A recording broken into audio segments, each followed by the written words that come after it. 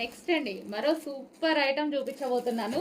So మార్ష్ మెల్లోలో, georgette మార్ష్ మెల్లోలో సూపర్ కాన్సెప్ట్ అయితే వచ్చేసింది. సో మీ అందరికి అర్థమయ్యే భాష అంటే విస్కోస్ జార్జెట్ ఉంది కదా, సో ఆ కలెక్షన్ ఫుల్ క్వాలిటీగా ఉంటుంది. అండ్ ఇదైతే మనకి నలిపినా నల్లగదండి.